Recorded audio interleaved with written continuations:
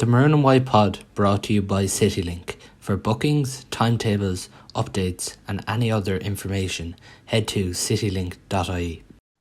You're welcome along to the Maroon White Pod.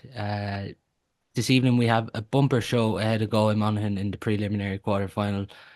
First on the show we have Jack Madden of the Irish News and former Monaghan footballer Dessie Mone to get the Monaghan perspective on things this weekend. And then in part two we'll be joined by Antaine and Eddie O'Sullivan to react to the Galway Club Championship draw and talk all things Galway Monaghan as well. But we do have the two Monaghan men on first. Dessie, a moment for Monaghan that stands out against Galway is when the last game of the Super 8s, he had a big win that day against Galway. It's probably, as a Monaghan ex-player, the best moment for Monaghan against Galway. Yeah, you could say it's probably one of the best moments because it's the first time Monaghan got through to into the semi-finals for years. We probably knew Galway maybe had qualified. We're not too sure if Galway were maybe pushing for that win.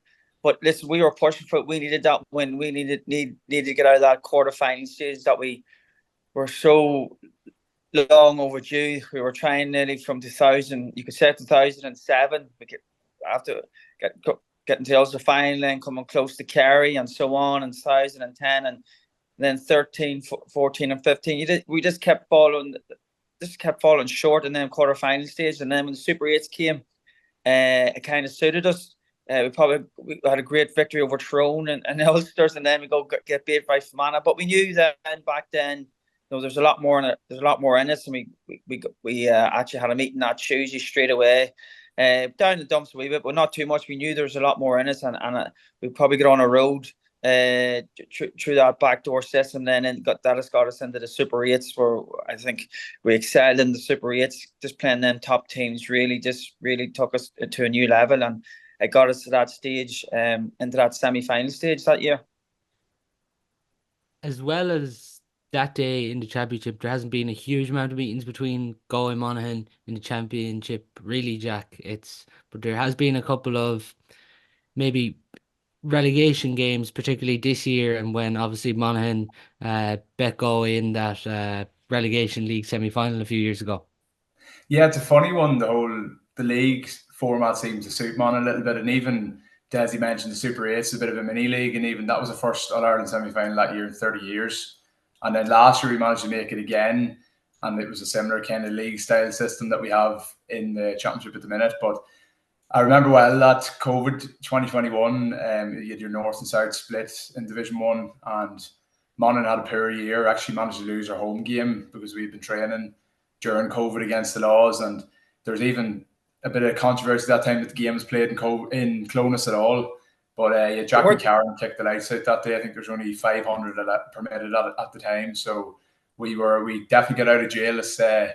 Our Division 1 record's gone now. It's come back to bite us, all those great escapes. But yeah, that was something we held very, very proudly up here. Would you agree, Jack, that Monaghan aren't going well this year? I would certainly agree, but the first thing I'd say to you is that this time last year, Monaghan were quite disappointed with how we were going. We had another poor league and managed to stay up in the last day against a Mayo team who had put out pretty much a B team because they had qualified for the final. We got an extra win, managed to secure our status, and then had got a bit of a hiding from Derry and Ulster. Now we went up to Celtic Park and we rectified that in the first round. But this year we were possibly unlucky we didn't beat Louth. Now we came back into that very late on, missed the chance at the very end to snatch it. And against Meath, we showed in parts that we've been coming back into a bit of form. It's important to get that monkey off the back and that run of 8 defeats in a row that had led up to Killarney and Kerry, which was another one we weren't overly happy with. But I think it's an upward trajectory, and Vinnie Corey had been talking all year that the championship is the big one, and I think Monaghan will be absolutely 100% zoned in on this in a way that Galway mightn't be. Why are you struggling this year, Dessie? At times I was asked, afraid to ask Benny. Just every time I asked him about the team, there's somebody was getting injured. You know, I was at most of I was at all the National League games, just doing a wee bit of commentary for Northern Sound there, and we just even in the McKenna Cup, even the likes of Ryan McInnesby picking up an injury and Conor McCarthy picking up injuries in Mechanic Cup and then that leading towards the league. Them boys, likes of Ryan and Conor McCarthy, Dessie Ward, all them boys are at that age are now, they're the mainstay. I know you have your older players. Unfortunately, Darren got injured there, and you've Conor McManus there, but you're kind of looking at them players who are now that they're going to be the mainstay for the next few years. And you're trying to build a team around them, and they've just gotten so lucky with injuries. And they really were looking into the well of their squad. 4 different league games.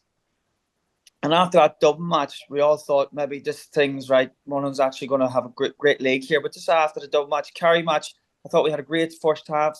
Second half, we missed a couple of goal chances. And then after that, the Kerry match in the National League, we just seemed to pick up injury after injury.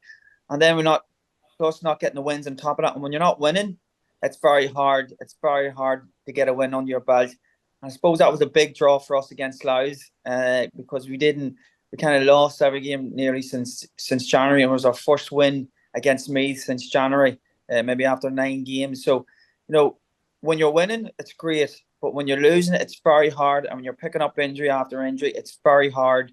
It's very hard to get wins. And you see like Stephen O'Hanlon that night in Croke Park, who really dominated that game. And then he picked up an injury in the Kerry match, and they didn't really see him for the rest of the league campaign. So you need them players on the pitch for a squad like one, or a team like one. You need your best players in the county. And in fairness to Monaghan over the years, this last decade or so, boys have given their jersey, and they've always got the best players out on the pitch. But this league campaign, I don't think they did.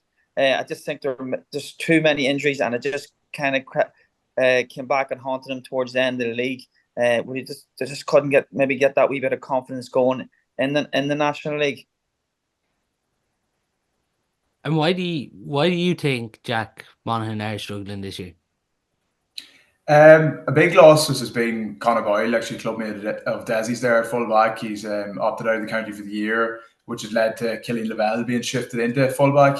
The start of the year, then obviously Rory Beggan was away. So not only did you new fullback, he also had the new goalkeeper. And they're 2 brilliant players and actually 2 clubmates, but it's a different line of communication. Your goalkeeper and your fullback, that's where everything starts from. And I think we saw that particularly actually in the game against Galway and Clonus, that absence of communication. I remember it was Ryan O'Toole went up for a high ball. I think it ended up with Cathal Sweeney getting the first goal that day. I think that obviously momentum is a huge thing, and we got off to a brilliant start against Dublin in the league. Then, as Dessie said, we picked up a few injuries, a few defeats, and the thing snowballed a little bit in the wrong direction. A team like Monaghan, obviously everybody knows we have a small pick. We can't afford to be dealing with the injuries like Stephen O'Hanlon, Darren Hughes obviously out now at the minute, and we've had Barry McBennett came in the last day from the Hamlet and had a storm of a game, kicked 1-2 against Meath. He was one of the guys who'd been released to the club by Vinny, and I think that was something that he had mentioned in a piece with Cara O'Kane in the Irish News, that Vinny actually let the players out to play club football, and that was a breath of fresh air. Helped them in that game against Louth, the game against Meath, just for a bit of a fresh perspective, maybe when things hadn't been going so well with the county. Do you think that's a big thing why Monaghan have maybe not turned things around fully, but they're starting to maybe turn a corner from that Kerry game? I think the Cavan game too, obviously we were beaten and you had a big break. So we went into the Kerry game, and look, we didn't show up in the day, there's no doubt. Conor McCarthy missed the goal chance early on, and things went against us from there on in. We looked quite passive, and there wasn't much bite about us at all, and I was kind of worried then heading into the Louth game. We actually got off to another bad start that day, but the way we pulled that one out of the fire was more like the Monaghan of old. We have that never say die attitude about us. That look, Darren Hughes has been about the line, even though he's not fit to play at the minute, and everything that Monaghan do well just is the epitome of what Darren Hughes would bring.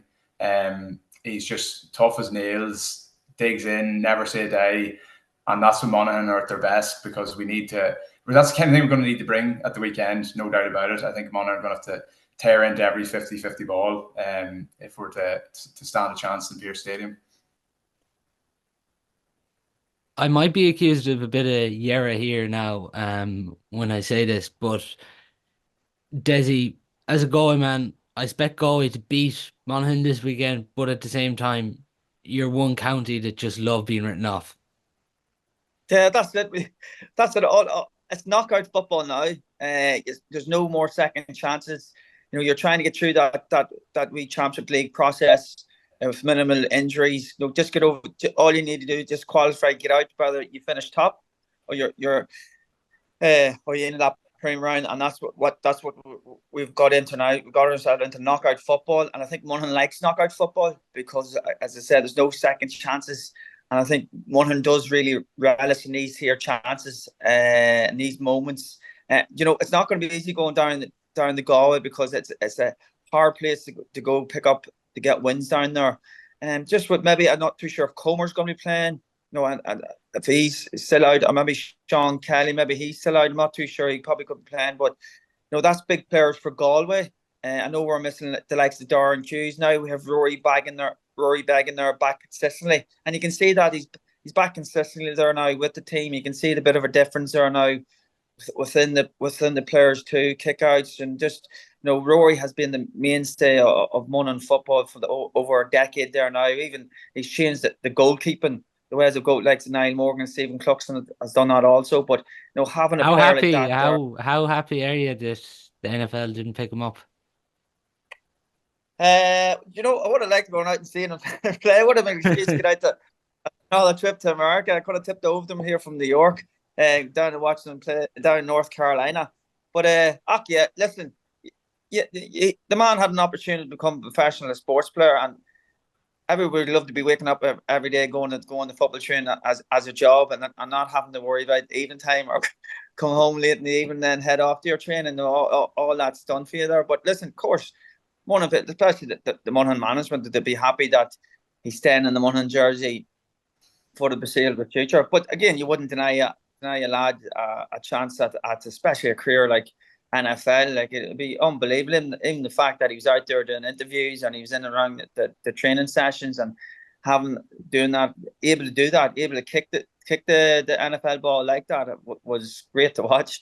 But again, he's back in the Monaghan jersey there now. Everybody's in Monaghan's happy again, and the Monaghan management, you can see the team is definitely more secure, and even around that back line, as Jack said, we lost Conor Boyle as well, our full back. Again, just having Rory in there, having maybe playing that wee bit of roller as well as that extra back there. Also, know he likes to play out from the nets, but it's a safety thing there as well, and especially on our kick out as well, the distance he can get the kick outs. And then it's really the opposing team Galway are going to have to be wary of Rory begging kickouts where they're going to go. It's very hard to manage at times, and that's what you want. You want the other teams thinking, where's these kickouts going to go? Where can we, if they put high press on, he can kick over the high press. Just simple wee things like that there can have a big effect on the Monaghan team. Jack, I was looking at your predicted Monaghan team today on Twitter from the weekend. One name I don't see in it is Conor McManus.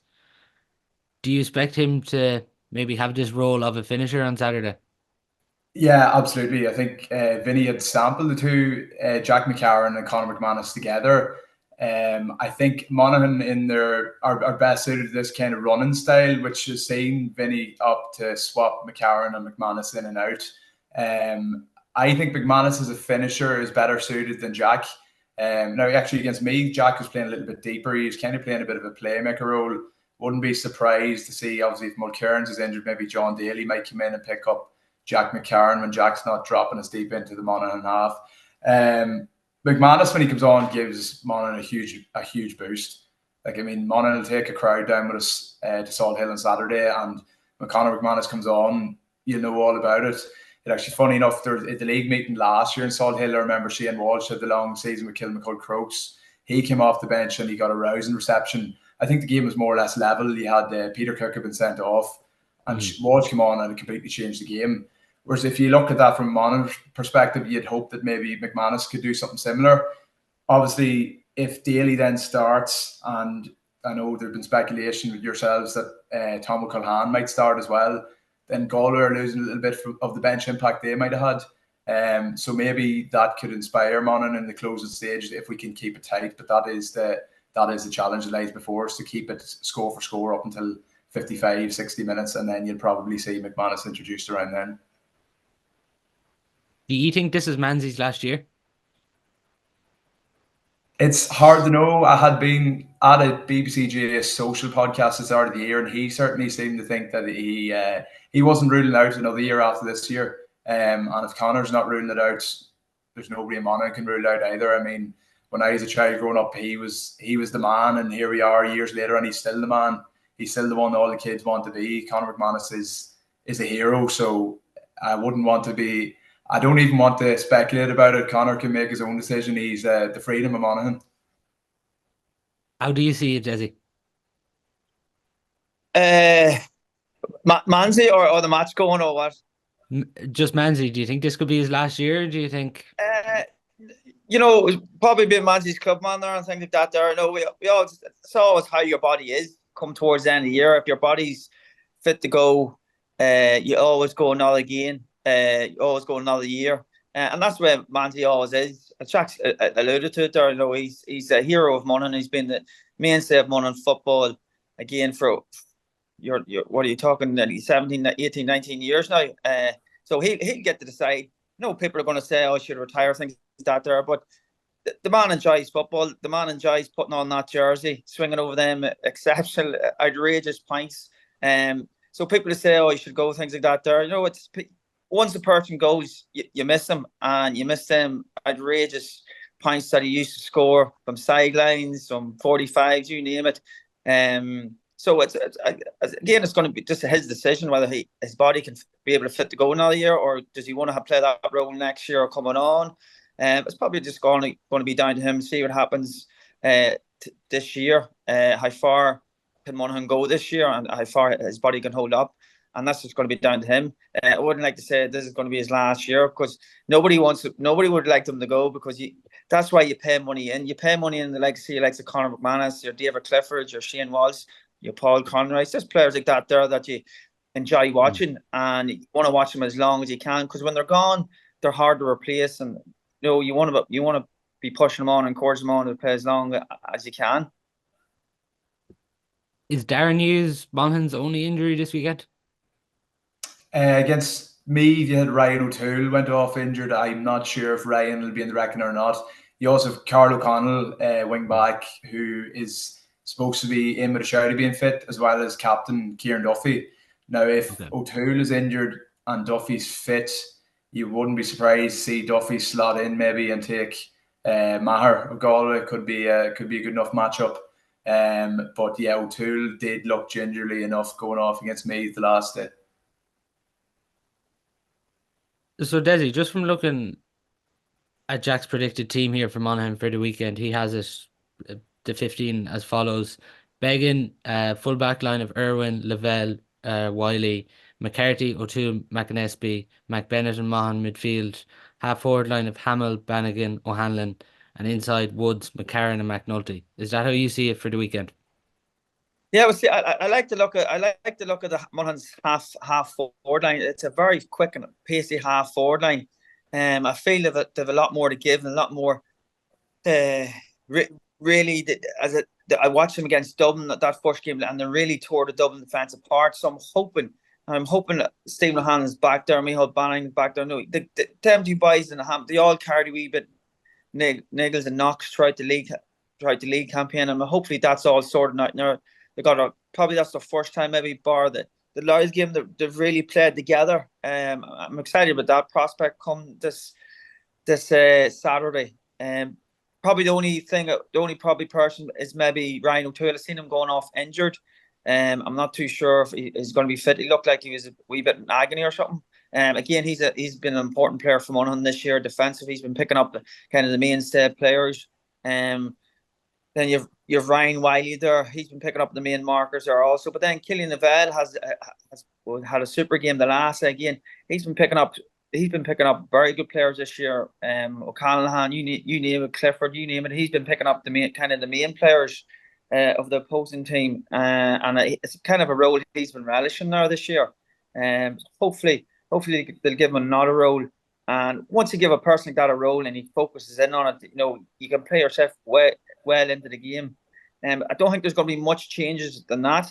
I suppose it's up in arms whether he's going to start Manzi or maybe, as you said, between him and Jack, who would start, because you do need boys coming on You can see last year Monty come on against Armagh and Croke Park, how he lit Croke Park up and he just turned the game. As you said, when Shane Walsh comes on, he just gives the crowd a lift. So there will be, I'd say, a big following going down from Monaghan. And if they see the likes of him coming on, or if the starting Manzi is a big game player, they could turn around and start them out. Or it's all depending on how he's going to be feeling this week. He likes the big games. He comes in these big moments, and you're hoping to see that. But then again, you're hoping to see other players like Gary Mone there also had a good game against Meath. I like them. I've been liking him all year. He really gets roots in. He gets his body in. He puts his body on the line. He breaks up plays. Kind of playing that Darren Hughes role there now also. Though that's been missing massively there from Monaghan there since he went off injured against Cavan. The way he broke up the play, and he's just that extra. He's like two defenders are just breaking up play, putting blocks in, hits in. So you're hoping players like McBennett can. That will give him the great confidence there. The lads after scoring that 1-2. How he can bounce on from that. But again, you're going to have Kelly Cook start, but you're going to have Conroy. That's a good midfield. Conroy again has been playing great there this last couple of years. That's a good midfield of Galway. So it's going to be a massive battle in around that middle third. Has Killian Lavelle been Monaghan's best player this year, Jack? I would argue that he has, and even continuing on from last year. I know at the start he marked Rian O'Neill in the quarterfinal win against Armagh. Then he marked Con O'Callaghan in the semi-final defeat, and he marked O'Callaghan again in the first league win of the year against Dublin, and he only conceded 3 points from play in those 3 games. Then he was tasked with marking Clifford in Kerry, and actually, even though the game was quite open and Monaghan were torn apart, Lavelle still came out with his head held high. I think he epitomised a lot of what Monaghan are about. I was going to say there's no flashy stuff about Killian, but he might disagree with me after the point he kicked against Meath. But he came into the Monaghan team. He started in the middle of the field. He's been reverted to centre back, full back. Never any complaints. Does his job, and he's the man that's trusted in there. And he's a rock at the back, Monaghan, no doubt. And in a full back line that I'd have to add's improving. Of Ryan Wiley, the best game of his year so far against Meath as well. And Vinny's actually converted Jason Irwin into a bit of a makeshift cornerback. Jason would have been a forward at minor level. He scored a goal against Kerry in Croke Park in a 2018 All-Ireland minor semi-final. So the fact that Jason's come in and he's picked up Paddy Clifford at the weekend, he might have to mark the likes of Culhan or Finnerty. So that's the task again. Jason will commit himself fully to, and it's another signal of improvement in Monaghan's year that their full back line is picked up. You need that stability at the back, definitely, if we're going to have a shout. How do you see Monaghan matching up with Galway this weekend? In terms of man-to-man, or in terms of open play? Man-to-man. Who do you see? Well, if we start with that Monaghan full back line, I think Killian Lavelle might take Shane Walsh, is what I'd expect. And then Irwin and Wiley to take Finnerty and Culhan. You can see them take those either way. If O'Toole is injured, Kieran Duffy I'd expect to come in, maybe take John Maher. You can see Sean Kelly, Ryan McInnesby. Ryan McInnesby could take Sean Kelly maybe. And then if Galway are going with Culhan, they'll probably shift McDade out. You could have McDade taking Conor McCarthy. And Conor's had a couple of good games from Monaghan. He's really incisive late runs that seem to cause teams trouble. McDade with the AFL background could be the man to take him. I think from a Monaghan point of view, we'd be better suited to having Barry McBennett taking Paul Conroy and Gary Mone, maybe Matthew Tierney around the middle. Obviously, I know Tierney's lined out in the half-forward line, but he does pop up around the middle an awful lot. Then I was saying that John Daly maybe to take Jack McCarran. Maybe you could have Silk taking O'Hanlon. Micheál Bannigan's key to a lot of Monaghan's play. So I think Galway might stick Johnny McGrath on him. McGrath gets in tight to him. He'll not afford him much time on the ball.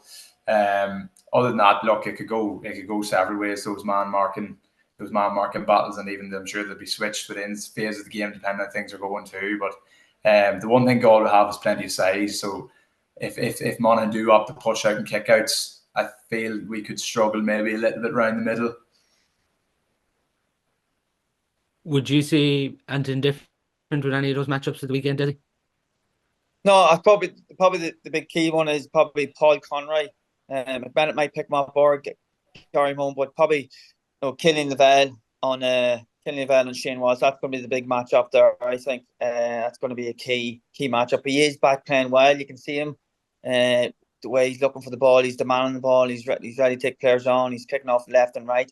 If you can nullify him, not saying you're going to keep him scoreless, but as a defender, if you're marking in type of players, if you can nullify him to maybe 1 or 2 points, or just nullify his influence in the match, will go a long, long way. And I always say, when you give a type of player like Killian Lavelle, as Jack said there, he's been given these roles this last year or two, and he hasn't complained about it once. I know by chatting to him and stuff, no, he's relishing it. And that's the key when you, as I say, when you give a player like that one of them key roles, he can relish in that, and when he focuses in that and trying to nullify them type of players out of the game in a fair way, it can go a long way for your team to be winning that match outright. And then in round that middle, it's going to be so important. Galway are big out round there. There's no question about it. And it's important that are in round that middle third, in round that middle eight, that they're getting in for break ball. They're denying them Galway players them high catches, them high feelings, and not letting them get easy ball in round that middle. That's going to be so important. As Jack said, there are also Conor McCarthy's playing well. Ryan McAnespie's back in there. If Gary Mohan can break up that play, it's going to be so important. And at times during play, you're not going to be marking the same player, but you have to be, like Walsh will have to be picked up. He's going to have to be solely picked up. He's going to go man to man, and that's going to be a big role there for Killian Lavelle. It's going to be a big matchup. It's going to have a lot to say. No pressure on Killian, but it's going to have a lot to say in the match. But then also, can you put pressure on the Galway keeper as well? Can you put pressure on his? That's going to be a big say also. Can Monaghan take advantage at times of his kickouts? I think Rory is probably a level 2 above him his kickouts, but can Monaghan really put pressure on his kickouts and make him really make these big decisions on when he's kicking the ball out? Jack, how do you see this weekend going? I am quietly confident, I'm going to say. I know the big 2 games we've mentioned, that 2018 game and the 2021 relegation playoff, are the 2 that Monaghan managed to get the edge in. Now, I would argue we're not in as good a health as we would have been on those occasions. What I would argue is that I feel oftentimes when we play against Galway, it tends to be tight and it tends to be tense, similar to the pattern of that Armagh game last week. And Monaghan will take great solace from that. I know we're being written off an awful lot in Galway circles. It's not that long ago from we beat Armagh in the quarterfinal last year. So the one thing that does concern me, I think, if we are to push up on kickouts, that maybe the likes of Maher, Tierney, Conroy, the goal of an awful lot of big men, that maybe they can deal with Beggin's kick out, even if he does opt to go long. And I think if Galway are to concede the kick out, I think it might suit us for a bit more of a running team. So I'd be interested to see what Galway's play is on the Monaghan kick out. But I'd agree with Dessie, definitely get pressure on Gleeson, whether that be on kick outs, even high ball in the edge of the square, the likes of Andrew Woods. You could get a scrappy goal. It doesn't matter what way they go in, as long as they go in. And I think in a game like that, in Salt Hill, in the elements, maybe a goal would be a massive score. And Monaghan will certainly need one if they're going to win, if not more. How do you see it, Dessie? Yeah, well, I know we've talked about probably like Galway's forward line there and the matchup, but then just Jack said about Andrew Woods there and Sean Jones. I played a league game against them actually before come out here, and they're moving very well. And it's probably a player I'd like to see more of. Really taking that Monaghan jersey by the scruff of the neck, as I would say, is the likes of Sean Jones and Andrew Woods. They are talented footballers, and they're probably making a big breakthrough probably this year. With their inter-county career, and it's just probably being that consistent. If you can get the likes of them, maybe putting in a couple of scores. You know, Jonesy is well capable of getting a goal. If you get the likes of them players, then that's helping out the likes of Jack McCarn. And then you have Stephen O'Hanlon. Micheál Bannigan has really been consistent from Monaghan this year. He really gets on the ball. He makes things happen. So if you have players like that helping them other players, and then you have Manzi either starting or coming on, it just takes a bit of limelight away from like Manzi. Maybe he's going to have to be double teamed as much. It gives him a wee bit more free in space. I think the way the Monaghan has played over this last you could say since January or so, and then after getting the draw and after getting the win, that might get their tails up that might get their confidence up, going down in the Salthill. Probably people are probably giving them no hope back home. And Monaghan will relish that. They'll love that to hear them sounds coming outside the dressing rooms that no, we've got no hope going down there. But then when you look at the Armagh Galway game last year, that might give Monaghan a bit of hope. I feel if Monaghan really are there within 60, 65 minutes into the game, I feel that we can maybe push on and get that 1 or 2 point win. But again, we need to be in the game at that stage. If we're not in the game at that stage, it's going to be a big ask. But if we're in that tight situation, we are 65 minutes and it's maybe a point or two in it, I feel we can maybe get it pushed over the line. And I probably might have to ring the Monaghan kit man just to don't be parking around Galway or any just in case Galway might get an idea then after what Armagh did to them. So you're not going to back against her. You're not. It's a new van he got as well. But again, if Monaghan can finish up with these top-notch finishes, like some Mansley and stuff like that there, Andrew Woods, Sean Jones, if we can get over that line, as I said, 67, 68 minutes is all the play for us. As far as I can say, it's knockout football. Every player and the kind of player feels different when it comes to a high-pressure game around that time. Can they deal with the pressure? Time will tell, and then 69 minutes to go left on the clock. So you're not going to back against your own county lads on a Galway podcast? It's illegal, forbidden. We wouldn't be. I mean, I just find it so hard. You try to be the cute player and stuff like that, but you're listening when you play for Monaghan for so long, it's hard to always go against you. But I did say they have to be in the game. When they're not in games at that stage, they always find it hard to come back. So they have to be in the mix and around that time, and that's when things start to open up. So I'm hoping maybe a Monaghan victory. That's what I'm hoping for anyway. Yeah, just a final message to all the people of Galway. Monaghan's 7-2, so stick the wife and kids on it. Good stuff. Well, that's all we do have time for on part one of the show. Great to get Monaghan perspective into things for this weekend. We'll have Eddie O'Sullivan and Antaine O'Lee next now on part two. But thanks to Jack and Dessie for coming on. Thanks very much for having me, Paul. Welcome along to part two of the Maroon White Pod, where I'm delighted to be joined by Eddie O'Sullivan and Antaine O'Lee. Before we do get into the Galway Monaghan preview for this weekend, we're just going to have a brief look at the club championship draws that were made there on Monday. So just for the senior, anyone that didn't see it, Group 1 is Montbellion Mylaw, Salthill Knocknacarra, Calshran and Nivana Letchermore. Group 2, Mycullen, Dunmore McHale's, St. James's and Monavea Abbey. Group 3, which is probably the group of death, Kerfin, Uachtarare, Tuam Stairs and Clare Galway. And then in Group 4, Milltown, Killannon, Annadown and Berna. We'll have to come to you first anyways, Eddie. How does it feel being in the group of death this year? Sure, we kind of end up in it every year, and we always end up with Kerfin. So I'd say at this stage there'll be probably better odds on winning the lotto than drawing the same team 5 times in a row. So, but sure, it is what it is. We've played them every year since we've gone senior, and like Clare Galway and Tuam, very good teams. But I suppose with 3 teams coming out, you'd like to think you have a chance. It will be probably competitive.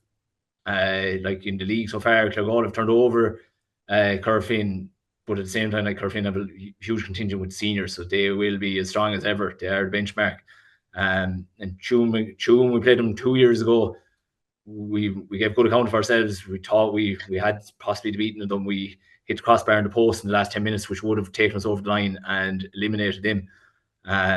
It wasn't to be, but we'd like to think we've improved since. And then I suppose Clare Galway, the very youthful team, a lot of talent right down through number 25, 26. They could, I'd be chatting to Anglin a bit, and when they're down lads in the league game, you'd nearly be laughing because it's the next county minor coming in for whoever they're missing. So plenty of talent throughout the team, but I suppose they have their faults as well as everyone else. So we'd fancy ourselves maybe to get second or third in the group, and hopefully get out and get to at least the preliminary quarterfinal, if not the quarter.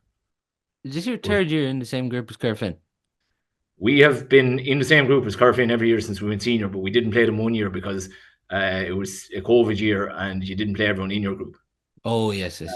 But it's funny because We haven't had a huge amount of time to think about it because we're due to be playing Monaghan in the league semi-final this weekend, and the fixture still hasn't been finalised. It's meant to be a home game for us after we went undefeated and topped the group, and Monaghan only scraped in. And I don't know, Bunty thinks somehow he's entitled to a home game. I don't know what's going on, but we still don't even have the fixture for the weekend yet. So yeah, that's kind of been the focus. That's what all the phone calls over the last few days have been all about. And that's what all the communication has been, is trying to knuckle down and find out when we're actually going to be playing that match. What do you make of the league structure this year? I think the 2 up and 2 down is a big improvement, because like in club football especially, like there's it's a bit transient compared to, I suppose, other scenarios, and teams fluctuate from year on year. So when it was 1 up, 1 down, you probably had a lot of teams staying in the division a bit longer than they should have. Probably a bit excessive having league semi-finals, like 2 in a league final would have been grand, because it's only league, like, and probably teams would prefer to have a longer lead into championship than be playing, league semi-finals and all that. But sure, it is what it is. What I would say is it's a very good competition, a very enjoyable competition play from the point of view of fixtures. You have them every second weekend, and generally, clubs have moved them to suit weddings and whatever. So, from that point of view, from a social scenario, it's great competition. And even it keeps games a bit more competitive as well. Like if there's one team, one going up, one coming down, you might have a few dead rovers there coming at the end of the year. There's always something to play for it, Yeah, exactly. Is the every 2 weeks the kind of perfect break between each game, do you feel, Anton? I suppose we're kind of coming from a background, see, with Spittle now, most of our squad are dual players. So we're out pretty much every week. So it is tough when it comes to that. But yeah, like I definitely so that definitely does have its challenges. But even with the hurling now finishing up, the league finished a few weeks ago, like it has been a good opportunity to focus probably a bit more time on the football. Like, so, the break at the weekend definitely makes a big difference, 100%. Obviously, you went down from senior last year, but when you're looking on at that draw, the 4 groups of 4, with 16 teams just in senior, it already looks like, even looking at the draw, like there's a lot of groups there where a lot of teams would be fancying their chances to come out, but it looks like it's going to be a lot more competitive overall now with the 16 teams. Yeah, like obviously with them shortening the numbers, there's literally there's no easy games. Like if you look at them groups now, you wouldn't say that there's any easy group. I know we're obviously looking at Curfin and Dreads, Tune Clegg always seems to be the toughest of them. But if you look across the board there at the other groups, there are no easy games there. So definitely probably has brought the quality up in senior. So that can only be a good thing. Although we probably fell victim to that, with the team going down, we ended up getting relegated, like, but I mean, we can't have any complaints either at the same time. Do you think 4-4's the 4 groups of 4, and saying that, Eddie, do you think it's the right structure? Yeah, well, I suppose when it's 16 teams, it's the most logical one anyway. Yeah. But it's a good structure, and like I'd be very at intercounty level. I do think that the 3 teams getting out of a group of 4 is a bit silly because they've already played provincial championships. Whereas I do think probably in this scenario, it's probably a good thing from the point of view of, like, you're going straight into that group stage. So, you'll have 3 games played before you know it. So they'll just end up being competitive by definition. Like, so you might better have chance of the 8 best teams ending up in the last 8 too. Yeah, absolutely. So no, I'd say the 4-4s is the most logical and rational, and probably from the point of view, I think relegation this year is just straight shootout, which is something I'd be personally a big fan of. I always thought the group, like, if you're going bad, sometimes you are better, and it might well be us. Sometimes you are better off just, you're down the division and regroup, like. But whereas playing, and we went very well in it a few years ago, but playing a group into November, it's not too enjoyable for you, but everyone around you then suffers because you have to put every other plan on hold for another 6 or 7 weeks just for relegation, like. So sure, we were in that boat last year, and it's all well and good when if you're getting into semi-final, final, you don't mind going into them later stages, October, November, but it's definitely tough when you're in relegation and things are sort of negative, and you're just playing to stay in senior, it's definitely tough when the year drags out. So I would say the fact it's a straight shootout like that, I think that's definitely a good thing. It's a lot easier for lads. On the intermediate groups then, Group 1, Clonley, Illinois and St. Brendan's and Clifton. Group 2, Onspidale, Gabriel's, Kerfin, Williamstown. Group 3, Michael's, Ormore Mary, Menlo and Glenamady. And Group 4, Courtney Shamrocks, Kilkerran Clonbyrne, Caltra and Miho Brannocks. Eddie, a lot of people are probably already looking on at Michael's, given they played in Division 1 this year and acquitted themselves quite well in games. Yeah, and I watched a bit of the game, the Beck Clogolda, over in Clogolda this year in the league. And I watched it, and they were very good, very, very mobile, very physical. The one, I suppose, caveat I'd say is, like, they have no county seniors. So, like, in Division 1, they're going out against teams that would have multiple county seniors. And that, at the end of the day, your county seniors are your big players. They make the big moments happen. They bring, they change the game. So, that possibly does help them, but still, they've had a great league season so far, and they probably would. They have a very good second team as well. So a lot of teams can have a good league season and find that they possibly peak too early and injuries happen and numbers get light in the ground, whereas that probably wouldn't be an issue for them. That Group 3 sounds very very tasty, depending on whether Ormore can pull together what they have. But like Glenamady are a good solid team there, like, and who Menla as well, is it? Just up just up from junior. Very strong around the middle there with Rob Hughes and I can't think of the name of the chap that was with the under-20s this year. Sean Hansberry, Sean Hansberry, big chap, like, so. Menla will have plenty of physicality. Probably Joey Glynn still going for them at the back. They probably won't win that group or anything, but they'll give every team a good game. So that Group 3 probably looks the most competitive on paper. Even Group 4 too, Gordon, Kilkerran, Caltra and Brannocks looks like that'd be tasty enough too. Anton, coming back to your own group, Spittle, Gabriel's, Kerfin, Williamstown, you have to be happy with that, I presume. I suppose they're all going to be tough games. I think definitely like Kerfin, like we play Kerfin in the league this year, and they did beat us, and they were very well set up. Good forwards, had a good structure in the back. Like, they played the exact same way as their seniors. It's obviously like it's obviously like a tactic of theirs or whatever. But yeah, like there are tough games there, definitely. I wouldn't say there's any easy one there, but yeah, it's probably, you're looking at the third group there, St. Michael's, Ormore, Menlock, Glenamady, that they're probably the toughest one. So no complaints at the same time. Was it tough to get things going this year after making the drop down? I mean, the last few years now, like, look, we wanted to stay in senior. There's no doubt about that. But we were down bodies last year, and there was definitely, like, there is that bit of it is tough when you're losing games. You're in relegation. I suppose this year there is that aim to, like, we can go far in the championship. So it is, in a way, obviously we don't want to be down there, but at the same time, it is nice to actually be competing to go to the later stages of the championship. And I definitely think we can this year.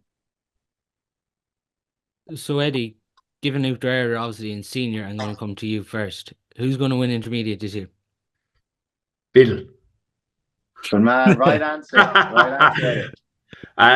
You probably, as we were just saying there a few minutes ago, you probably have to have Michael's as favourites. But the one thing, and we learned it over many years, like, is in intermediate, like, it's very much, you need, if you have an off day from the quarterfinal on, you will be knocked out. And because when you get to the quarterfinal or semi-final, teams that might have been only okay in the league early on in the year, they're starting to pull together. They're starting to bring everyone back. They might have been missing lads here and there, because just by the nature of it, every club has a certain amount of good players, and sometimes for one reason or another they can't commit early in the year. But by the time you get to a quarterfinal, these guys are making themselves available, and it can become a very, very difficult place if you're not at it from the quarterfinal on. So, like, yeah, Michaels would probably have to be favourites, but like of Spittle, Brannocks, these teams, like, they're all well capable,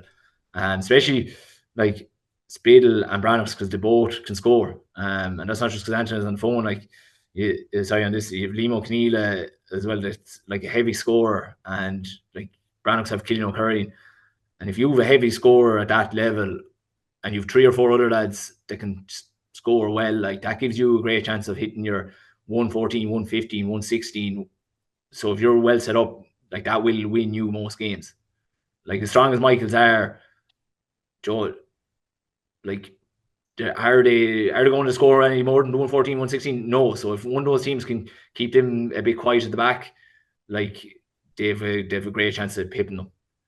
Yeah, and even you could throw Kilconnelly in there as well. Like, they have Prendergast up top, they have Mannion, and it'd be interesting to see where they play Daly now, because Daly would traditionally be around midfield, but even with the seniors now, a lot of the time he's been tried at full forward. So it'd be interesting to see now, will Kilconnelly try that? Like, no doubt he'll be even if he is midfield, he'll do a few stints inside and they'll lump a few high balls in it. But yeah, they definitely have firepower up top as well there, Kilconnelly. And even like the last few years, they've been how many county finals the last few years? They'll definitely be a serious force to be reckoned with.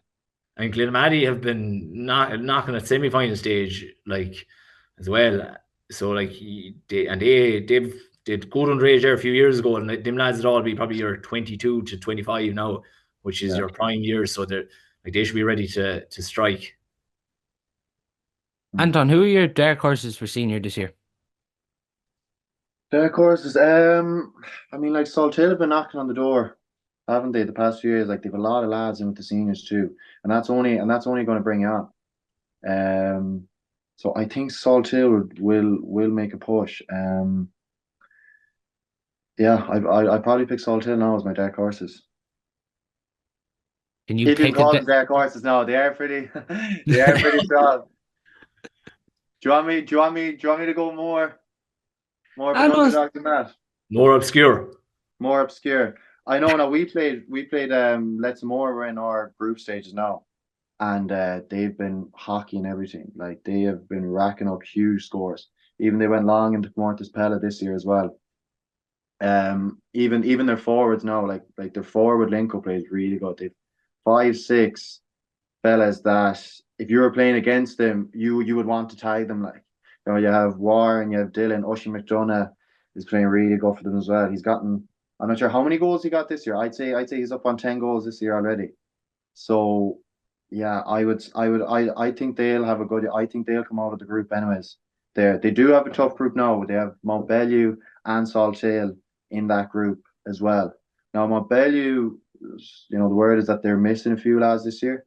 Yeah, they're down a lot of bodies. I think I wouldn't really, guys. I think a lot of them lads are on the way back, and I was watching them against Galway, and the word on the sideline is there was a few after coming off the plane there talking that day against Galway, and the rest are kind of on the way back. So they'll be pulling the band back together by all accounts for championship. So I wouldn't. Yeah, I suppose the only thing is that Michael Daly got surgery last week. Well, yeah, to be down him, and I'm not sure about Patrick Kelly what his story is, but like the lads that are away, I think they're all coming back. Yeah. Who would your dark horses be, Eddie? Or can you give one? Jeez, Lichmore is not a bad one, no, because I was very impressed with them, the bits I've seen of them this year. I think probably like the more McKays can go far in the championship, like they're racking up big scores in the league. I know it's only 3, but they're hitting. It doesn't matter, like no matter who you're playing, to be putting up them score lines is still difficult. Yeah, I suppose outside you're probably your top 4. Yeah, you probably think maybe a Galway could break into that. Yeah, I wouldn't go too far outside the top 4 really, though, for who's going to actually win it. Do you still think even at that, I'd narrow down really in my mind. I actually think it's going to come down to Corofin and Salthill.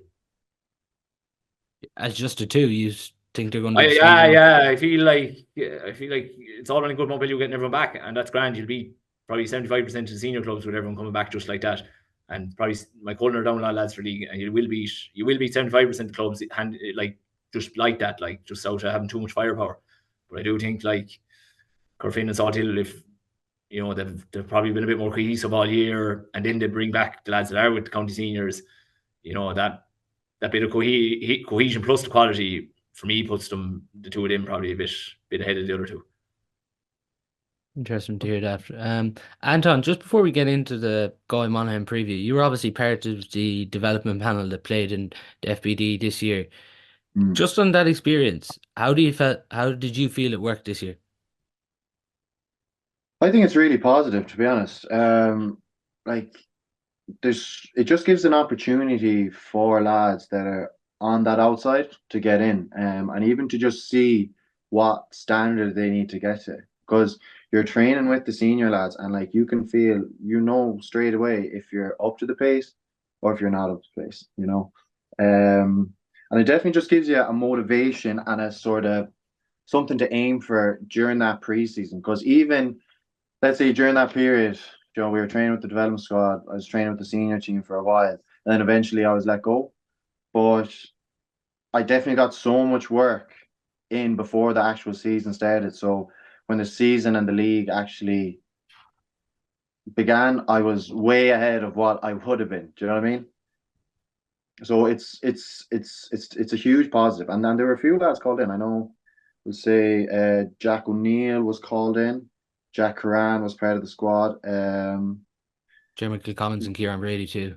Yeah, Jeremy Kilcommons, Kieran Brady. Anyone else? Yeah, but that's 4 extra players that you got into the squad, which is a huge plus. And how long did the development panel stay going until then? Oh, see, it was a bit. It's hard to know when it was. It was after the kind of up to the FBD, up to the game against Roscommon. There was a few get-togethers after that, and then even the seniors were down bodies at that time. There was a lot of injuries, so there was a few of us that were called in from that squad. Would say the likes of like me, Jack Rand, Jeremy Kilcommons. There was probably like 2, maybe 2 or 3 others from that, and then a few of them lads were kept on. And then a few drops. So really, I suppose the development panel probably finished up just after that BD, but a few of us were kind of trained with the seniors then after that. Was it tough for you when you got let go? I suppose like you want to be part of the squad. Like I think I held my own when I was in there, but to be fully honest, like I was in Australia the year before and I came back just in time for championship, and I wouldn't say I would fly in it during championship at all.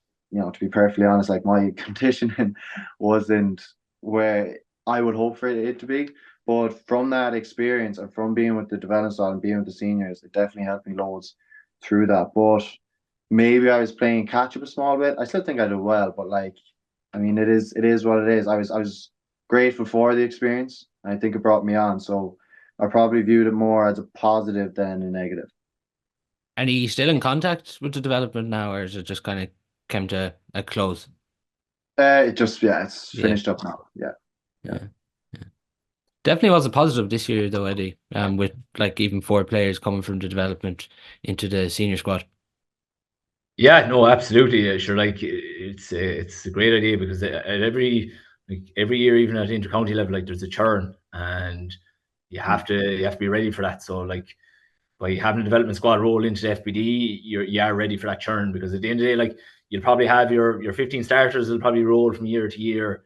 Yeah. Your first 2 or 3 subs on will probably roll from year to year, but then after that, like there'll be 3 or 4 lads there that just for one reason or another just can't commit to another year, and like you need to be replacing them lads. And especially with the mountain of injuries Galway had this year, it was a good job they had done the development squad, because the body's ready and conditioned enough to train with the seniors. Yeah, it has bridged the gap as well, because there's such a big difference between club and county, and it's just that middle ground where lads can at least get in for a few weeks. It brings them up to speed, and a big thing of it is actually realizing, oh geez, I'm sure there's a lot of lads from the development panel that are training the seniors, and they're like, geez, there's a big difference here. There's a big jump. And at least in your mind, you're like, this is where I need to get to. And it gives you an aim, because you can be comfortable enough at club training if you're, one of the top 2, 3, 4 players. But then once you're training with the seniors, you really see where the standard is. So it's just, yeah, it definitely opens your eyes. Yeah, no, it definitely felt like a positive this year to see that amount of players get game time for Galway. Moving on then to this weekend, it's obviously Monaghan on Saturday, 4 o'clock in the preliminary quarter final. For a lot of Galway fans, we probably feel we shouldn't be here this weekend and we should have the feet up, but unfortunately, that's not how it worked out. I suppose among supporters, there's a lot of talk during the week, Eddie, that we're heavy favourites for this. Earlier on, we had two Monaghan men on in part one of the show, and they were given their case of why Monaghan can win this weekend. We are heavy favourites, but this Monaghan team love being underdogs. Yeah, it's funny now because I work with a good Monaghan contingent now, and yeah, the one thing is they're probably I know from chatting to one of my best friends who's up there, he was kind of saying that the Monaghan team itself wouldn't really fear coming down to Galway. They wouldn't really fear playing Galway. And we were chatting about this at work, is they do have a decent enough record against Galway going back to years. Now, like some of those victories, probably I think it was 2018 or 19, like Galway actually didn't have to win the game as such. So, like, you know, whereas Monaghan did have to win it. But they do have a decent record with us and against us. And, like, you know, they've had a bit of a churn of players in their squad since last year, which hasn't helped them. But, you know, most of their squad has probably had some experience playing Galway in the last 3 or 4 years, and it's probably been largely positive. So that sticks with lads and will probably give them a bit of hope. So like that from their point of view is how they see it. And like to do around the middle eight, like they are quite strong, like with a lot of players with good, I suppose, Sigerson pedigree, good underage pedigree. Like the Bannigan and Hanlon, like if they link up, like they're very dangerous. We saw it against Dublin earlier on the year. So like that's what they're, you know, what they see as their hope. And obviously a great kick out from Beggan as well, like which means you're guaranteed a certain level of possession in the game no matter how poor you're playing. The thing about it is, Anton, Monaghan haven't really been going well this year, but at the same time, they're one of these teams that still find themselves in a preliminary quarter final and still find themselves only one game away from the last 8. Yeah, see, that's it. Like, I mean, whenever you play Monaghan, you know it is going to be a tough day out, you know. And even now, I think even when Galway played Monaghan in the league, I think the scoreline flattered Galway a bit that day. I think it was a really tight game. There wasn't much in 3 high balls for Galway's goals. But that's it. It was 3 long balls in. It'll be interesting to see, will Galway go with that tactic again? They obviously got a good return of it in the league match. Like, could you see someone like Matthew Tierney maybe move inside, Kelly McDade can move out? You know, will they try a few of them high balls in? It remains to be seen. But yeah, I think it'll be tighter than people might, you know, think it'll be. And just I suppose on a lot of their league form, like they didn't have Beggan in goals in the league, and like Beggan is such a huge character for them, and like even so he was only back for it was the Cavan game, like, and they should have beaten Cavan that day in Ulster. So like that, like again, as I said first time, like that's what they will build their hopes around, like build their expectation around, is that they are coming with a far stronger hand than they have previous this year. Just your own club man, Eddie, Matthew Tierney. Do you think he's playing the best football he's played for Galway? Yeah, he's playing he's had a very good few games now. But like, was it three years ago? Like he had a great season too, up until possibly not the best final, but like a large part of that was probably they were trying to isolate Shane Walsh and Tom O'Sullivan. Like, so, you know, that was a case of basically the other forwards get out of the way there and leave plenty of open grass in front of Shane. Like, so like he had a great season that year. But I suppose, listen, he's that bit older now. He's grown, like he's grown into a huge man physically, and he always had plenty of pace. So like he's making that count now, and like probably where he didn't have it before, he can, you know, he literally throws weight around and cause hardship for a lot of lads coming out with the ball, which is something he's very probably underrated at, is creating turnovers on opposition players. We've probably seen a different side to him this year, doing more of the dirty work. Yeah, I suppose it comes with age and physicality. Like you get a bit older and you realise those lads run that yard and quite as strong as you thought they were, and you're a bit stronger than you were, and you kind of you like that battle a bit more than when you were 18 or 19 and you were only like 85 kg or 87 kg in his case or whatever it was. So like nowadays that bit stronger, he's probably enjoying the the bit of rough and tumble a lot more. What kind of character is he? Maddie be very fun character, very down to earth, very energetic. So yeah, no, a great chap. No, it's funny, we're at Inda's wedding a few weeks ago, and kind of the running joke to all the speeches was how averse to the speech Matthew was, and sure, Maddie went up and absolutely nailed his speech. So that'd be him. Now, he wouldn't like the idea of going up doing it, but then when it came to it, he'd have no problem nailing it. So no, Maddie's a great lad, great clubman. Just on the starting team, Anton, we were discussing it on the podcast on Monday. It's interesting, like, to see what happens this week, and obviously the back six we all thought was fairly spot on at the weekend, but then John Daly obviously gets dropped and Sean Mulkern comes in, has a great game. The word on the street is that Sean Mulkern is going to be all right for the weekend, and then obviously the middle doesn't change that much because we probably are reliant on that middle for a long kick out, and then there's this thing, if Damo's not back, we were chatting, is Tomo someone to come in down on the edge of the square?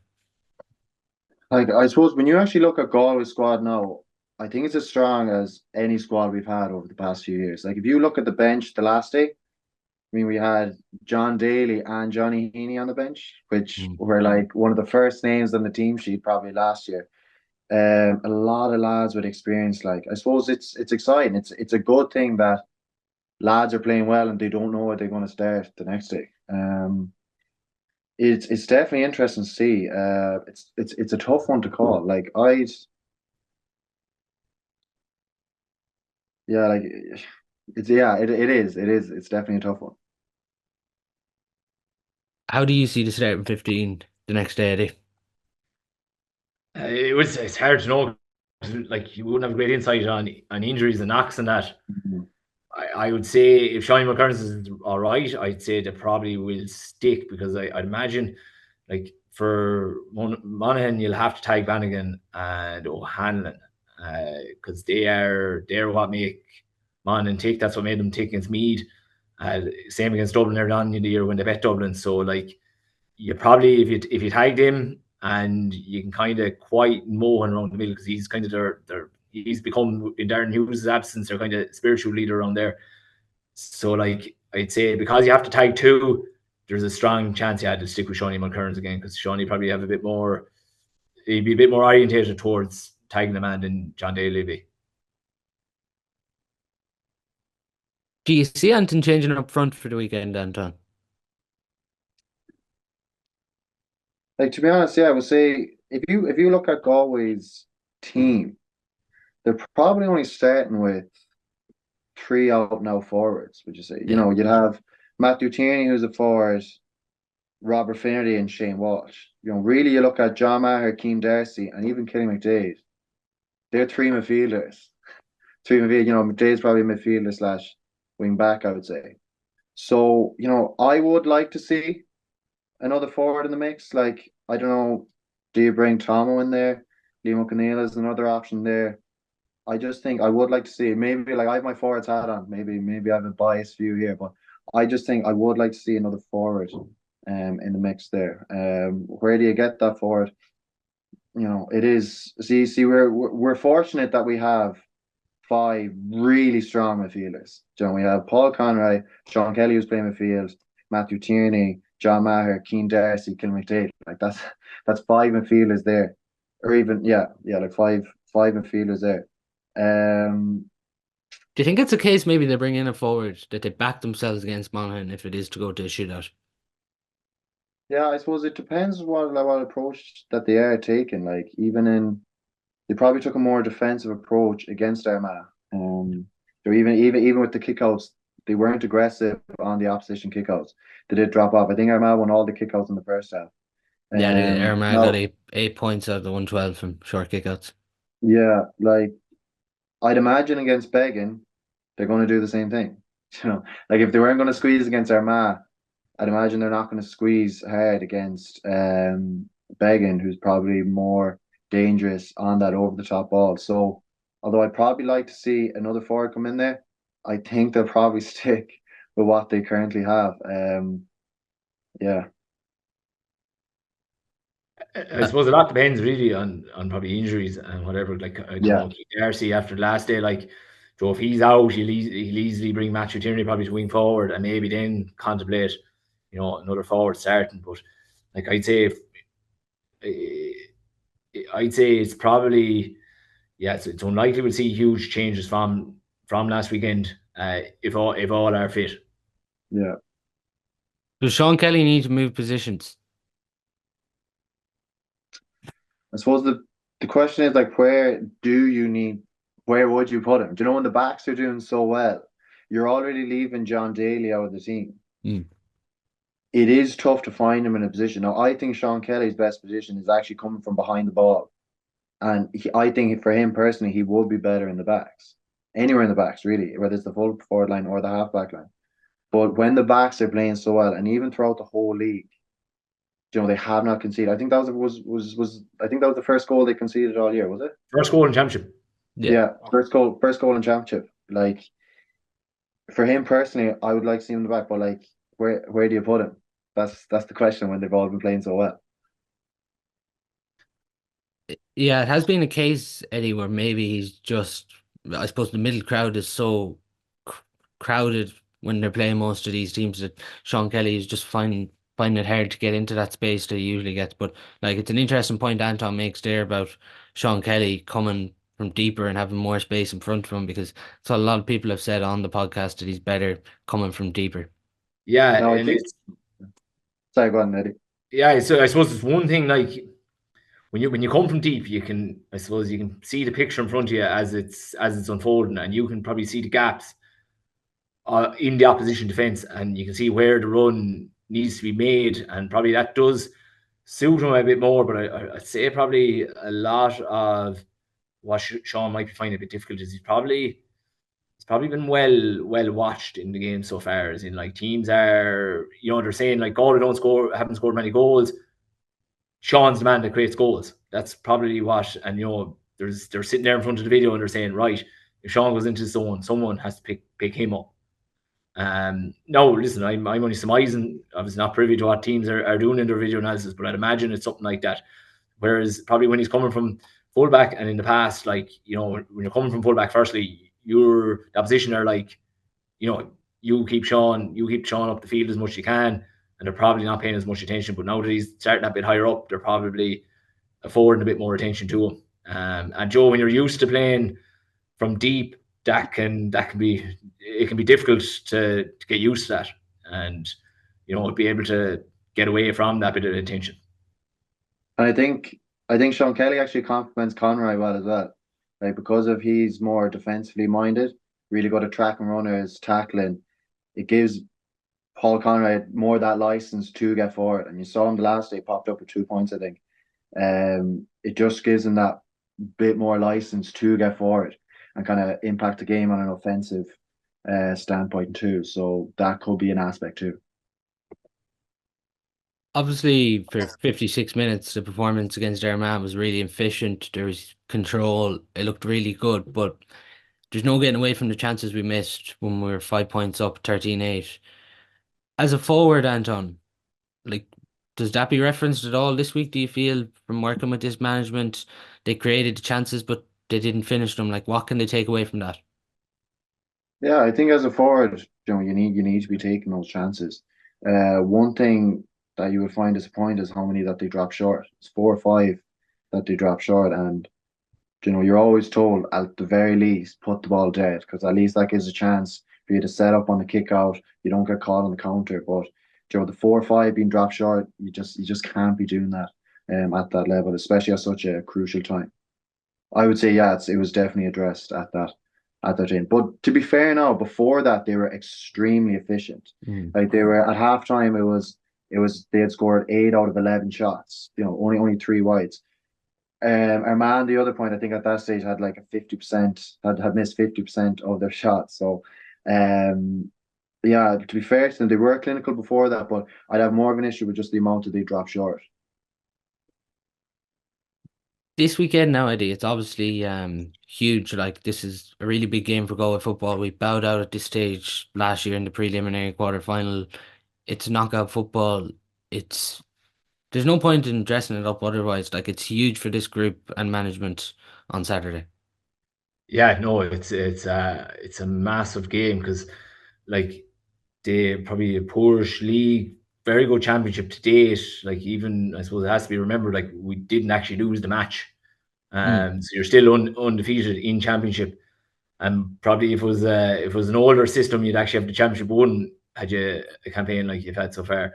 But like, yeah, because at the 2 years in a row, preliminary quarter final, top 12, with probably the current talent in Galway. There's certain times over the last probably 15 years, we were struggling probably to be a top 8 team, but with the talent in Galway, probably, with Sigerson under 20 teams up until probably the last year or so, competing at the latter stages, like we should be at least, we should be thereabouts for a semi-final. So 2 years in a row, preliminary quarter final probably wouldn't bode well for this group, but these things do happen, and like, it all really depends on how Saturday goes and what even that looks like.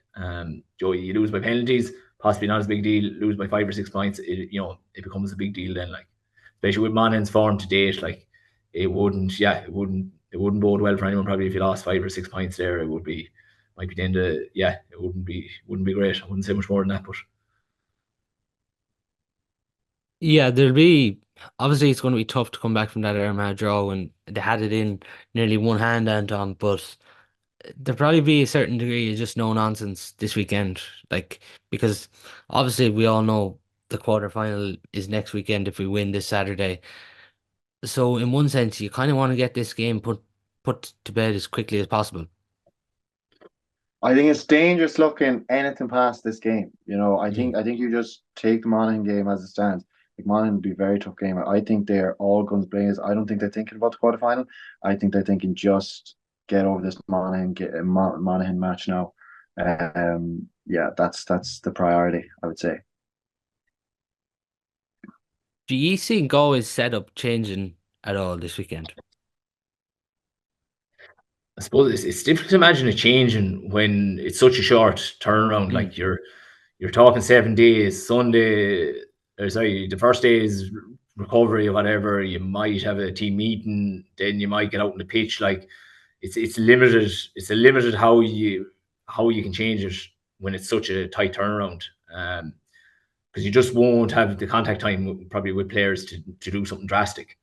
But like, it's just back to what Antaine said about, like, Monaghan probably mentally are in a nicer spot from my view. Like, they are just literally going to think about this game because they are underdogs and they're thinking this is everything. Whereas, yeah, got to have to focus that way, but it's still very difficult on the individual players to just focus on the job here and now. What do you think we'll do on Rory Beggan's kickouts this weekend? I would say probably it'd be similar to last weekend. I can't see, just because, and Angela can correct me if I'm wrong, but I was just thinking, like, the last thing you want probably is Hanlon or Bannigan getting one over the top with their pace and making something happen that doesn't need to happen. I'd say, like, if we didn't squeeze Armagh, I possibly can't see us squeezing. Maybe we'll. I could very well be wrong on that now, but I think we might just have lost Antaine there, so hopefully we get him back in a minute or two. But yeah, it's no, as I say, it could easily be wrong, but like, it's when their strength is the two guys and their pace, like, you probably don't want to encourage those opportunities, because, like, Galway have excelled this year when they played very controlled football, yeah, and that's what suits them. And I was actually texting a work colleague of mine, with about 20 minutes to go in the Armagh game, and we said, as long as Armagh can't introduce chaos, this Galway will win, because Armagh, like Mayo, will live off that bit of chaos because they have great support, and like that just gets them going. Whereas, so I think if you completely squeeze Beggan, I think you may be allowing that bit of chaos over the top, and Monaghan, that'll give them oxygen. Like, Do you mix it this weekend, Anton, like with Beggan? Or I suppose if you do mix it, it becomes maybe an example of what Sean Patton did to Derry. If you mix it at the wrong time, he kicks over the top and they can get in and it opens up for them. Or do you think we just fully sit back and don't give Beggan that opportunity? Yeah, I think they'll go with a similar approach to Armagh, to be honest. And even I was at the Westmeath game, and Galway tried to push up on the kick out on that, and even they pushed four into the forward line, and Westmeath managed to get off a lot of kick outs still. So I'd say against Beggan, I'd say they'll go with a similar enough approach with Armagh, keep it tight.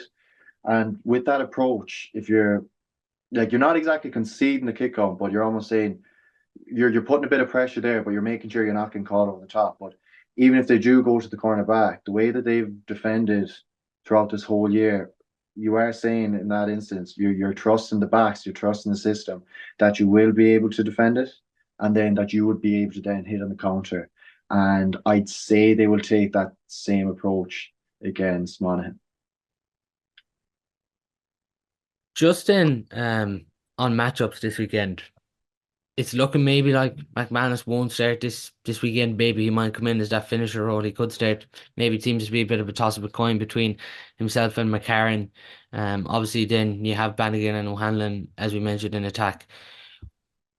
Where do you see Galway matching up with those three forwards in particular? I would say Sean Fitz, I'd say, will take McCarron. I'd say McCarron will start. I'd be very surprised if Conor McManus starts, and like probably you'll have to tag McBennett. Will probably start. He scored 1-2 last day, so he'll probably definitely start on the back of that. So you will have to probably tag him. Then O'Hanlon and Bannigan, it's going to be probably Liam Silk will probably tag one, and I don't know if Sean McCurran starts. You'd be inclined to think he might tag the other. Otherwise, maybe Dylan McHugh. That's what I'd be inclined to just guessing now. That's what I'd be inclined to think. Yeah, you have Woods and McNulty in there too. It's, I suppose, the one big one, Anton. If you look at Monaghan's half back line, there's serious pace there. Like Conor McCarthy, Ryan O'Toole, and Ryan McInnesby. Like that just has to be stopped. It does. And like you look at, I think like Johnny Heaney would be maybe a good matchup for, McCarthy. He's just so industrious up and down. You might think, could he come on there? Depending on how keen Dessie is, he might match up with McCarthy. But I think Galway have a lot of legs in that half forward line, anyways. Whether Keen Dessie starts or whether Johnny Heaney starts, Tierney, Maher, and either Dessie or Heaney. There's a lot of legs there. So I think, although they definitely need to be watched and tags, I think that half forward line there are as good as any half forward line to tag them and watch them. Do we have an edge, Anton? Maybe just on, like we were talking about the big physical players that we have in midfield, but do we maybe have an advantage there on Monaghan? Because apart from Gary Mone around there, Monaghan don't seem to have as many big physical players as we do around that middle third. 100%, yeah, definitely. Like, I think, I know we mentioned it there. We have 5 midfielders probably playing there. Matthew Tierney can even play midfield too. So you have serious height there. So even I know Galway go long with a lot of their kickouts, but I think that suits us as well. It is one of our strengths. So I think it's a good opportunity, because even if you go long on those kickouts, and if you manage to secure the possession, like the opposition are so open, and it's actually such a good opportunity to capitalize and to get scores from that. So yeah, I definitely think there's mismatches there with their half back line and our half forward line. Is that something you feel we can exploit too, Eddie, over the weekend? Yeah, no, absolutely. Is chatting to a friend of mine from the Slipman, and we were both kind of saying that, like, height-wise, Galway have a huge advantage there. And I suppose, not to hark back to the same thing, is Galway just need to keep this game structured. And that's where the height, like that, as long as it's kickouts and the heights, that'll all come. But if it turns fragmented and into a running game, that probably gives Monaghan, a better opportunity of creating the shock. No more than Armagh last day. As long as it's structured, Galway will be defensively strong, and Galway should come away with a victory. But the height will suit that structured approach. So avoid chaos. Avoid chaos for Galway. Just like we're literally opposite to Mayo. Mayo will go better in championship if they embrace the chaos. Whereas we're just the way we've been playing this year. As long as it avoids chaos, we've a great chance of winning. Yeah, it's the thing really. Like going back to the last day, and it probably has to be the same again on Saturday. Just to keep that structure and control, Anton. Yeah, and even like I'd say Monaghan might look at just how tall we are and how physical we are around that middle third. Like they mightn't be as aggressive on opposition kickout. They might opt to maybe on a free or something where they can all get up in time. But like I'd say they might look at that and say they might be better off dropping off too. Yeah. So just on this, where do you think Galway will win this weekend, and by how much? Coming to you fresh, Eddie. I think Galway will win by 5 or 6. I think it'll be 114 to probably 11 or 12 points or something like that. I don't think it'll be 120 to 115. It'll be a lot lower scoring than that. And Anton? Yeah, I don't see this being a very high scoring game either. I don't think much of Galway games have been, to be honest, this year. So I would say, yeah, probably a 3-4 point win, as well for Galway. I think it'll be tight for most of the game, but just at the end, I think, as I mentioned, like Galway have a really strong bench. I think the lads coming on there, will make a difference depending who you're looking at. If you're talking about Keane Hernan, Sweeney, if it's Johnny Heaney coming off the bench, Tomo, Liam, like I think that's a really strong bench, and I think that'll be the difference there coming in the last like 10-15 minutes. Just one last thing before I finish. Do you think fisted points should be banned? No. Why, Eddie? It's a great leveler for us lads that can't kick the ball well. You wouldn't score, Eddie. That's because you wouldn't give me a return answer. You've got the 2 part of the 1-2. Yeah, that's true. I'd be saying I think it's a good call banning it, to be honest. Like you saw, who was it? McCaffrey there against Mayo at the weekend, yeah. Yeah, like he was clean in, hand pass it over the bar. Yeah. Like it definitely would take some points like that out of it. Like you'd actually, in certain situations, you would be forced almost to go for goal. If you couldn't hand pass the ball over. I think it's I would like to see it as a forward, yeah, 100%. I'd like to see it. Do you think this 2-point rule, like that they're talking about bringing in the 65-meter line, where they're going to make an arc and they're going to bring it into club, is banning something like a fisted point not easier? Because it just feels like having an arc in every club ground, and the lines mightn't be visible in some club grounds and they might be in other ones. It just seems maybe a bit too complicated.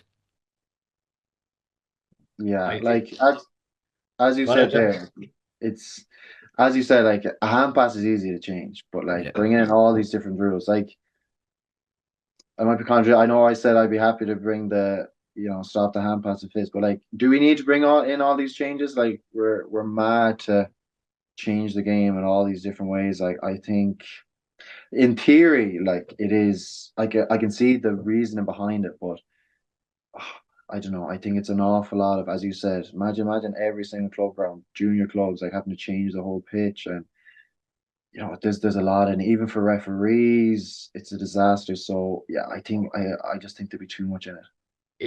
I actually think it'd be counterproductive to what they're trying to do, because I think what'll happen is, like, we think people's attacks are structured enough as it is. What'll become now will be, right, we work it into the zone to set up the shooter outside the zone. So if we think attacks are hard to watch now, they'll become a lot worse, because it'll be your halfback drives into the zone, turns around, pops it off to your shooter, try to work the shooter. Like, it'll become such a methodical approach to attacking, in my opinion.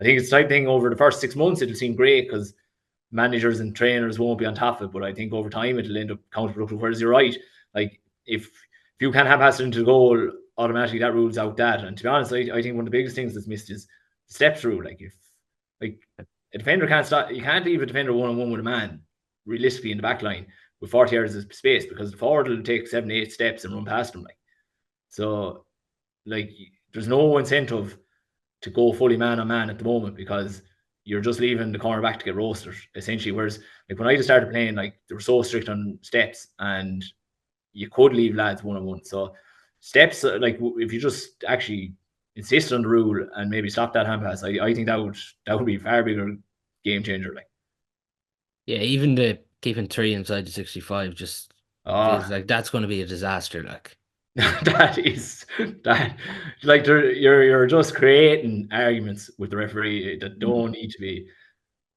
Like, as I say, like, if you took steps, 4 steps, lads would just have to move the ball, and then the incentive will be leave lads 1-on-1. The ball has to move through bodies. Whereas, like, I think the ideas to come up with, they'll look well in trial matches, they'll look well for the first 6 months, but after that, once coaches get hold of them, it'll be just the more kind of intricate rules you make, the more coaches will absolutely butcher the game even more. Yeah, I agree. I don't see how that's going to be spotted. Like, referees, I don't know. Some referees can't see enough at the best of times, so that's just going to be. Yeah, and everybody, you're just providing another opportunity for coaches to have another trick up their sleeve. Like, so as I say, it look well in trial matches. The first 6 months it'll go well, and then it'll be like this year in the fresher, the trial that every kick out had to go past the 45, and like, sure, every player just stood out in the middle of the pitch. Like, yeah. Do we need this many rule changes? Like, Yeah, I suppose that's the point I'm trying to make. Like, it's like I think it's unnecessary. It's just so many different nuances, and as you said, Eddie, coaches are smart and they'll be analyzing this. Like, there's just always a way around it. Like, if you make it more intricate, like, they'll just cop onto the management 100%. Yeah, I agree. I'd say the rule change is more like yourself and Antaine were saying about the hand pass, and like, say the mark inside the 21. Like, you're the simpler ones that kind of a coach that create a bit of jeopardy that the coach can't figure a way around is what you need to be going for. Yeah, the more nuanced ones. I think that's, and obviously, as I know I went on about the steps, like, I think that would be just a massive one. Yeah, it's too inconsistent. Like, if a fast lad gets the ball, like, the referee sees him take 7 steps before he even starts counting. Like, you see a lad out, if he's an open country, a fast lad, like, no one's tackling him or anything, he could go from 45 to 45, and he might take one play. Like, yeah, it's almost if you take a delay. If you look like you want to half give the pass and you don't give the pass, that's when you get called on. So, yeah. If you're running in a straight line, you know, you can take. If you look like 4 in it. Yeah, if you look like you know what you're doing, you're getting away with 6 and 7. Yeah, for sure. Well, that's all we do have time for on today's podcast. Thanks to Antaine and Eddie for coming on. Cheers, Paul. Thanks, Paul.